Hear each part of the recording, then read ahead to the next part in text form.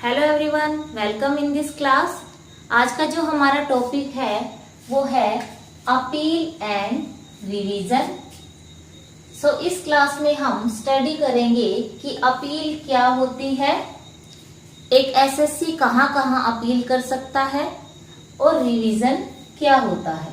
तो यहाँ पर स्टूडेंट्स सारे के सारे जो आदेश होते हैं वो इनकम टैक्स एक्ट में एओ के द्वारा दिए जाते हैं, जिसे असेसिंग ऑफिसर या कर निर्धारण अधिकारी भी कहा जाता है। और ये सभी आदेश एक एसएससी को दिए जाते हैं।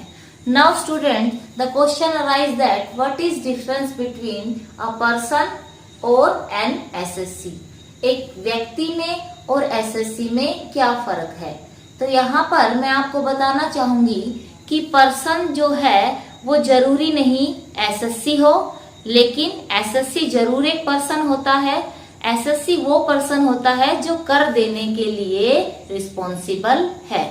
सो स्टूडेंट्स, असेसमेंट ऑफिसर के द्वारा जब भी एसएससी को कोई आदेश दिया जाता है, अगर एसएससी उस आदेश से संतुष्ट नहीं होता है तो इसके खिलाफ प्रार्थना पत्र दे सकता है, जिसे अपील कहा जाएगा। अब यहाँ पर अपील का मीनिंग तो हमें समझ आ गया। अब क्वेश्चन अराइज ये होता है कि फिर रिवीजन क्या है। तो रिवीजन से यहाँ पे मतलब, अगर एसएससी के पास प्रार्थना पत्र देने का जो time period income tax act में बताया गया है वो निकल जाता है, या किसी कारणवश वो अपील दायर नहीं कर पाता, तो वो आयकर कमिश्नर के पास एक प्रार्थना पत्र दे सकता है कि जो आदेश दिया गया है उस पर पुनर्विचार किया जाए, जिसे रिवीजन कहा जाता है। इस क्लास में हम अपील को स्टडी करेंगे कि अपील क्या होती है। तो अपील का मीनिंग मैं आपको बता चुकी हूँ। एओ ने जो भी आदेश दिए हैं एसएससी को, अगर एसएससी उन आदेश से संतुष्ट नहीं होता है तो उसके खिलाफ एक प्रार्थना पत्र दे सकता है, जिसे अपील कहा जाएगा। अब क्वेश्चन ये अराइज होता है कि अपील कहाँ कहाँ दे सकता है टैक्स पेयर। तो यहाँ पर 4 जो है प्लेसेस हैं जहां पर अपील दी जा सकती है। इसका एक सीक्वेंस भी है, इस सीक्वेंस में अपील दी जाएगी। यहाँ पे सबसे पहला जो है, एओ कोई भी ऑर्डर देगा एसएससी को। अगर एसएससी संतुष्ट नहीं है तो जैसे ही उसको ऑर्डर मिलता है उसके 30 दिन के अंदर 30 डेज के अंदर वो जो फर्स्ट अपीलेट अथॉरिटी है, कमिश्नर अपील, उसके यहाँ अपील कर सकता है, प्रार्थना पत्र दे सकता है। अगर एसएससी इसके आदेश से भी संतुष्ट नहीं हुआ तो उसके बाद वो अपीलेट ट्रिब्यूनल में, जिसे सेकेंड अपील कहा जाएगा, वहां प्रार्थना पत्र दे सकता है। और ये प्रार्थना पत्र देगा within the 60 days after the order of commissioner. Commissioner के ऑर्डर देने के 60 दिन के अंदर। अगर अपीलेट ट्रिब्यूनल ने जो निर्णय दिया उससे भी एसएससी संतुष्ट नहीं होता है तो यहाँ पर वो हाई कोर्ट में अपील कर सकता है, जिसे थर्ड अपील भी कहा जाता है। और यहाँ पर ये अपील 120 डेज में के अंदर दी जा सकती है। 120 डेज किसके बाद? जब आदेश उसे मिला है, निर्णय उसे मिला है, उसके 120 दिन के अंदर वो अपील कर सकता है। और जो फाइनल अपील है वो है सुप्रीम कोर्ट की। और यहाँ पर ये हाई कोर्ट के आदेश देने के 60 दिन के अंदर, हाई कोर्ट के आदेश देने के 60 दिन के अंदर और यहाँ आदेश देने के 180 दिन के अंदर अपील कर सकता है। तो ये फाइनल अपील का है। सुप्रीम कोर्ट जो डिसीजन देगा वो मान्य होगा एक एसएससी के लिए। क्या ये टाइम पीरियड बढ़ सकता है? तो यहाँ पर अगर इन अथॉरिटीज को लगे कि एसएससी जो है प्रार्थना पत्र नहीं दायर कर सका और उसके पीछे एक वैलिड रीजन है, रीजनेबल रीजन है, उचित कारण है, तो वो टाइम अवधि बीत जाने के बाद भी प्रार्थना पत्र को स्वीकार कर सकता है। अब यहाँ पे 4 प्लेस हैं, 4 ऑप्शन है एसएससी के पास जहां वो अपील कर सकता है। पहला, अपील टू कमिश्नर अपील, दूसरा अपील टू अपीलेट ट्रिब्यूनल, और तीसरा अपील टू हाई कोर्ट, और जो लास्ट और फाइनल अपील का ऑप्शन है वो सुप्रीम कोर्ट है। इसके बाद एसएससी के पास कोई रास्ता नहीं है कहीं भी अपील करने का। अब यहाँ पर हम सबसे पहली जो अपील के फर्स्ट अपील है उसको देखेंगे, जिसे सेक्शन 246(2) में एक्सप्लेन किया गया है। ये अपील है कमिश्नर अपील के यहाँ पर अपील। तो सबसे पहले एसएससी के पास राइट होता है कि अगर वो असेसिंग ऑफिसर के ऑर्डर से संतुष्ट नहीं है तो वो अपील जो कमिश्नर है उसके पास अपनी प्रार्थना पत्र दे सकता है। प्रार्थना पत्र देने का जो टाइम पीरियड है वो 30 दिन तक का है। कई बार 30 दिन बीत जाने पर भी कमिश्नर जो अपील है वो प्रार्थना पत्र को स्वीकार कर सकता है अगर उसे लगे कि एसएससी के पास सफिशिएंट कॉज था कि वो अपने प्रार्थना पत्र को दाखिल नहीं कर सका। अदरवाइज 30 दिन से पहले एसएससी को अपनी अपील दायर कर देनी चाहिए कमिश्नर अपील के पास। सेकंड कंडीशन ये है कि जो एसएससी अपील करने जा रहा है उसने अपनी इनकम टैक्स रिटर्न भर दी हो। तीसरी कंडीशन ये है कि अगर वो अपनी इनकम टैक्स रिटर्न नहीं भरता है या नहीं भर पाता है तो यहाँ पर उसने अपने टैक्स के एडवांस पेमेंट कर दी हो।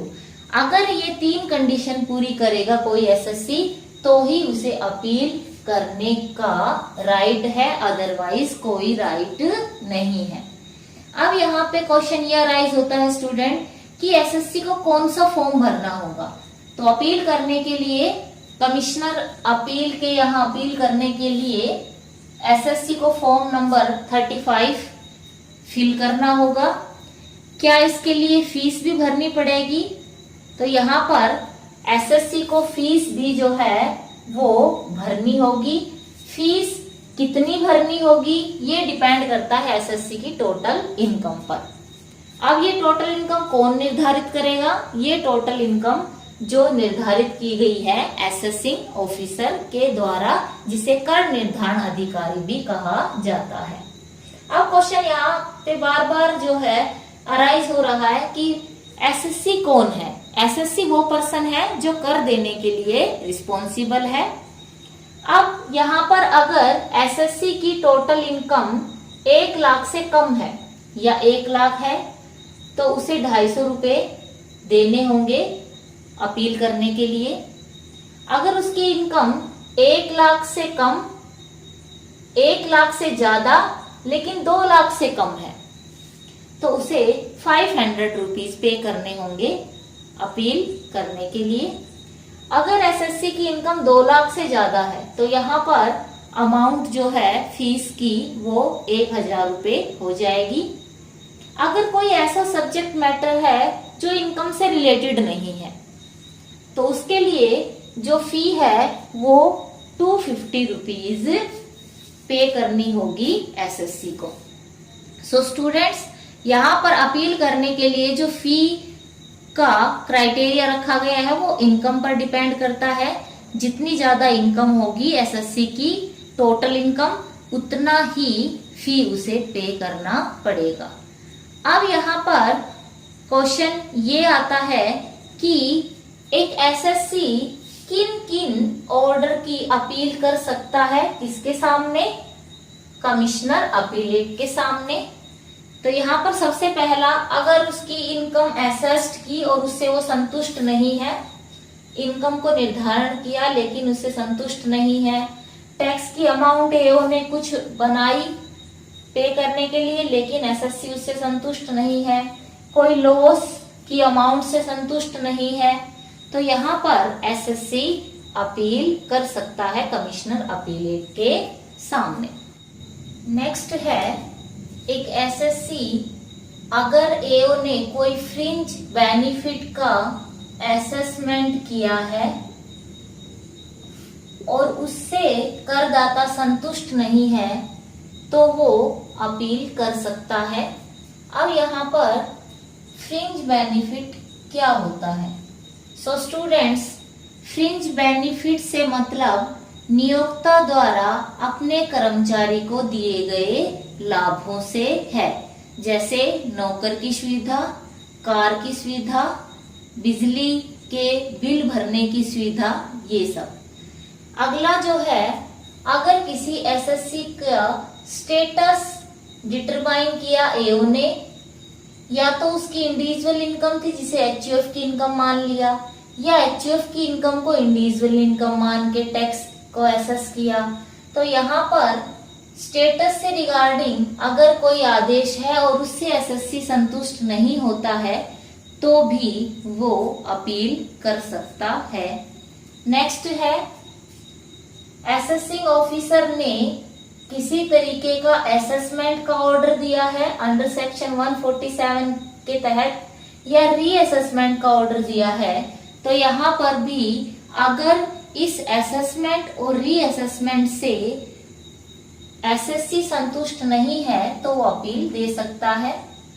अगर कोई तलाशी का केस है, तलाशी की गई है एसएससी की रीअसेसमेंट के लिए या असेसमेंट के ऑर्डर से, तो उसके खिलाफ भी अपील कर सकता है एसएससी। अगला है कि अगर कोई एओ ने ऑर्डर दिया है रेक्टिफिकेशन करने का, सुधारात्मक कार्रवाई करने का, क्या किसके रिगार्डिंग? या तो टैक्स की अमाउंट इंक्रीज करने के लिए कहा गया है कि आपका टैक्स ज्यादा बनता है, या रिफंड को रिड्यूस करने के लिए कहा गया है, तो दोनों ही केस में एसएससी के पास राइट होता है कि अगर वो इस निर्णय से संतुष्ट नहीं है तो वो अपील कर सकता है। अगर एसएससी को कोई ऑर्डर मिला है नॉन रेजिडेंट का एजेंट के रिगार्डिंग, तो यहाँ पर अगर वो उससे संतुष्ट नहीं है तो भी वो अपील कर सकता है।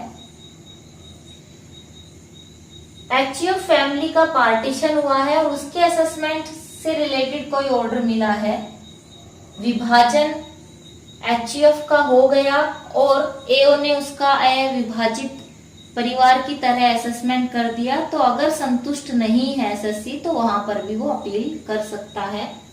अगर कोई ऑर्डर मिला है अंडर सेक्शन 201 के लिए, 201 जो सेक्शन है स्टूडेंट्स वो टीडीएस के रिगार्डिंग है। अगर कोई एसएससी टीडीएस को प्रिस्क्राइब टाइम में डिडक्ट नहीं करता है तो यहाँ पर उसके लिए कोई ऑर्डर दिया असेसिंग ऑफिसर ने, लेकिन एसएससी ने उससे संतुष्ट नहीं है तो यहाँ पर वो अपील कर सकता है। अगला कोई ऑर्डर उससे संतुष्ट नहीं है एसएससी, ऑर्डर किसके रिगार्डिंग है? Tax collection at source. ये टैक्स डिडक्शन एट सोर्स के रिगार्डिंग था, यहाँ पे टैक्स कलेक्ट नहीं किया प्रिस्क्राइब टाइम पीरियड में एसएससी ने, तो यहाँ पर भी वो अपील कर सकता है।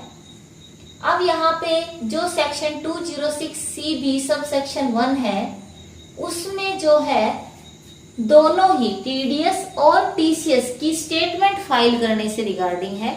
अगर एसएससी ने टीडीएस और टीसीएस की स्टेटमेंट प्रिस्क्राइब टाइम में फाइल नहीं की है तो यहाँ पे भी अगर उसे कोई ऑर्डर मिलता है असेसिंग ऑफिसर से तो वो उसके खिलाफ प्रार्थना पत्र दे करके अपील कर सकता है। अगर किसी तरीके का रिफंड की कोई ग्रांट संबंधित ऑर्डर है, अगर संतुष्ट नहीं है एसएससी तो उसके खिलाफ भी वो अपील कर सकता है। अगर किसी तरीके की कोई पेनल्टी लगी है और एसएससी को लगता है कि ये पेनल्टी उस पर नहीं लगनी चाहिए थी तो यहाँ पे भी वो कमिश्नर अपीलेट के पास जा सकता है। सो स्टूडेंट्स, यहाँ पे हमने वो ऑर्डर देखे जहां पर एसएससी के पास ऑप्शन है अपील करने का। अब हम स्टडी करेंगे कि कमिश्नर अपील के पास एसएससी अपील कैसे करेगा। यहाँ पर फाइलिंग अपील कैसे की जाएगी, अपील को दर्ज कैसे करवाया जाएगा, उसके लिए सबसे पहले प्रिस्क्राइब्ड फॉर्म है, फॉर्म नंबर 35, उसको भर करके एसएससी अपनी अपील दायर कर सकता है। उसके लिए टाइम पीरियड है जो मैं पहले ही बता चुकी हूँ, 30 दिन का टाइम पीरियड है। इसके बाद जो है एसएससी अपनी अपील दर्ज नहीं करवा सकता, तभी दर्ज करवा सकता है जब उसके पास सफिशिएंट कॉज हो, रीजनेबल रीजन हो, और कमिश्नर जो अपीलेट है वो सहमति दे दे कि एसएससी ने जो टाइम निर्धारित किया गया है उस टाइम के अंदर अपील दर्ज इसलिए नहीं करवाई क्योंकि उसके पास उचित कारण है, तो ही वो दर्ज कर सकता है आफ्टर 30 डेज। अब इस फॉर्म पर साइन किए जाएंगे। साइन कौन करेगा? अगर एसएससी कोई इंडिविजुअल है तो वो खुद, अगर एचएफ है तो कर्ता, अगर कंपनी है तो मैनेजिंग डायरेक्टर, अगर फर्म है तो एक्टिव पार्टनर जो सारे कामकाज देख रहा है वो साइन करेगा। क्या क्या डॉक्यूमेंट अटैच होंगे? तो यहाँ पर सबसे पहले अपील की 2 प्रतियां बनाई जाएंगी, 2 कॉपी होंगी। जो ऑर्डर उसे मिला है जिसके खिलाफ अपील कर रहा है वो ऑर्डर लगेगा। इसके साथ साथ और अदर डॉक्यूमेंट भी इस पे लगेंगे। फी क्या होगी? फी मैं बता चुकी हूँ, टोटल इनकम जितनी होगी एसएससी की उस हिसाब से फी लगेगी। 1 लाख से कम है तो 250, 1 से 2 लाख के बीच है तो 500, 2 लाख से ऊपर है तो 1000, और अगर कोई ऐसा सब्जेक्ट मैटर है जो टोटल इनकम से रिलेटेड ही नहीं है तो यहाँ पर 250 रुपए फी पे करनी होगी। अब है प्रोसीजर इन अपील, किस तरीके से अपील जो है को प्रोसीड किया जाएगा। सबसे पहले जो कमिश्नर अपील होगा वो एक डे और प्लेस फिक्स करेगा और उसकी सूचना करदाता को भी देगा और कर निर्धारण अधिकारी को भी देगा, दोनों को देगा। इसके बाद दोनों को उचित अवसर दिया जाएगा, अपॉर्चुनिटी प्रोवाइड की जाएगी ताकि दोनों अपना अपना पक्ष रखें, खुद रखें या उनके रिप्रेजेंटेटिव रखें। जब दोनों अपना पक्ष रख देंगे तो यहाँ पर कमिश्नर जो अपीलेट है उसके पास एक अधिकार ये भी होता है कि वो समय समय पर जो सुनवाई है उसको स्थगित कर सकता है। इसके बाद अगर चाहे कमिश्नर अपील उसे जरूरी लगे कि उसे और इंक्वायरी करनी है, किसी तरीके की पूछताछ करनी है, तो वो एओ से उससे संबंधित जितने भी डॉक्यूमेंट है वो जमा करवाने के लिए कह सकता है और करदाता से भी इंक्वायरी कर सकता है, पूछताछ कर सकता है। नेक्स्ट है एडिशनल ग्राउंड्स।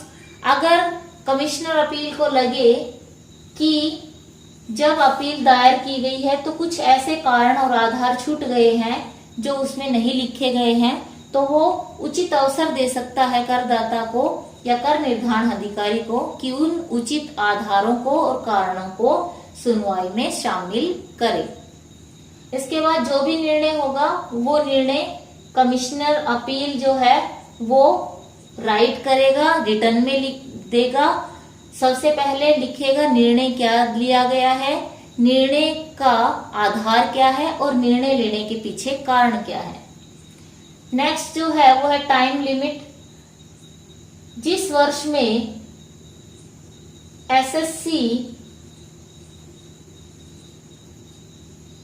अपनी अपील दायर करता है अगेंस्ट एओ, तो उसी वित्त वर्ष में कमिश्नर अपील को अपना निर्णय देना होगा।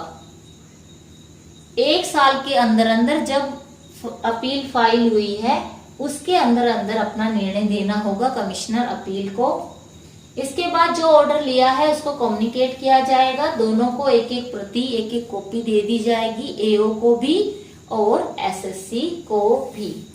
अब यहाँ पर पावर क्या क्या है कमिश्नर अपील के पास, तो यहाँ पर वो पावर सबसे पहले इनकम टैक्स के रिगार्डिंग है। इनकम टैक्स को कम कर सकता है, ज्यादा कर सकता है, इनकम को कम कर सकता है, ज्यादा कर सकता है। ऐसे ही अगर पेनल्टी के रिगार्डिंग भी वो डिसीजन ले सकता है, पेनल्टी को कम ज्यादा कर सकता है, बिल्कुल हटा सकता है। इसके बाद कोई भी ऐसा डिसीजन ले सकता है जो उसे उचित लगता है। सो स्टूडेंट्स, इस क्लास में हमने रिवीजन क्या है, अपील क्या है, अपील कहाँ कहाँ की जा सकती है, क्या प्रोसीजर है, फर्स्ट अपीलेट जो है अधिकारी कौन है, किस तरीके से उसके पास अपील को दायर किया जाएगा, क्या क्या डॉक्यूमेंट चाहिए, कौन सा फॉर्म भरा जाएगा, ये सब स्टडी किया। जो नेक्स्ट इसका टॉपिक बच गया वो हम अपनी नेक्स्ट क्लास में करेंगे। तब तक के लिए थैंक यू।